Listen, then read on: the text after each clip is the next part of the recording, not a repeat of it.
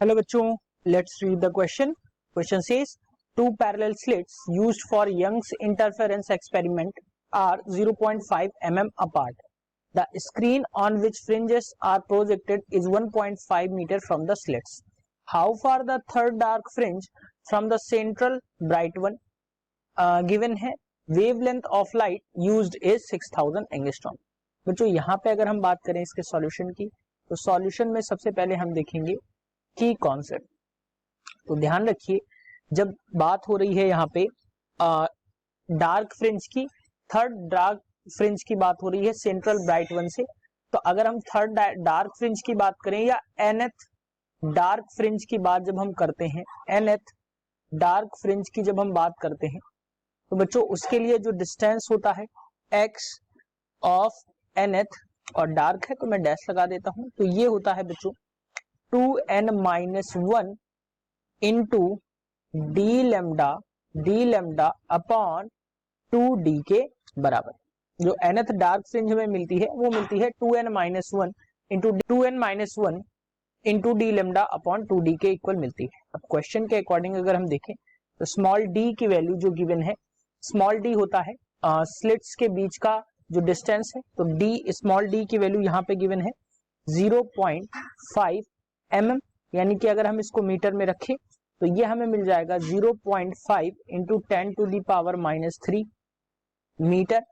और capital D यानी distance जो है वो गिवन है 1.5 मीटर, और जो लेमडा की वैल्यू है वो गिवन है 6000 एंगस्ट्रॉम, यानी कि इसको अगर हम मीटर में चेंज करेंगे तो 10⁻10 मीटर के बराबर मिल जाएगी. सो और n की वैल्यू जो है वो थर्ड है, तो n की वैल्यू हम 3 पुट करेंगे.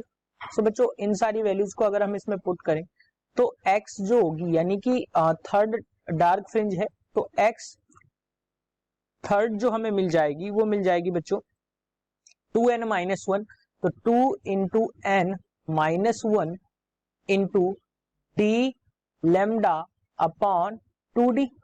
बच्चों जब हम इसको सॉल्व करेंगे तो यहां से हमें मिल जाएगा 5/2, 2 3 जा 6 करेंगे, 6 से 1 घटाएंगे तो 5 मिल जाएगा, इंटू डी की वैल्यू बच्चों अभी हमने नोट की है, डी की वैल्यू जो गिवन है वो गिवन है 1.5 मीटर, इंटू लेमडा की वैल्यू है 6000 एंगस्ट्रॉम, यानी कि 10⁻10 अपॉन में 2 इंटू डी की वैल्यू गिवन है 0.5 इंटू 10⁻³ जब यहां से इसको हम सॉल्व करेंगे तो जो वैल्यूज कट रही हैं, यानी कि यहां से अगर हम करें तो ये डेसिमल जो है वो निकल जाएगा, और अगर हम यहां से कट करें वैल्यूज को तो 5 से 5 जो है वो कैंसिल आउट हो रहा है, और यहां से अगर हम बात करें तो ये जो है बच्चों ये आ जाएगा 3000 के बराबर.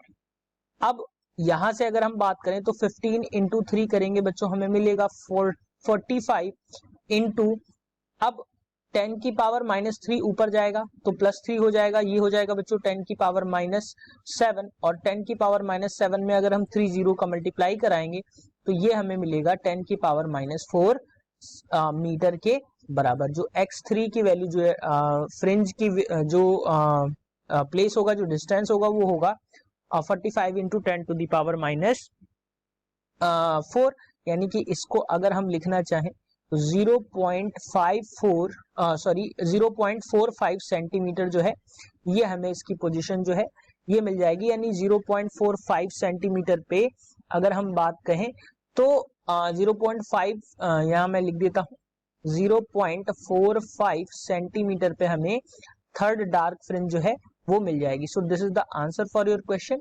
Hope you understood it well. Best of luck.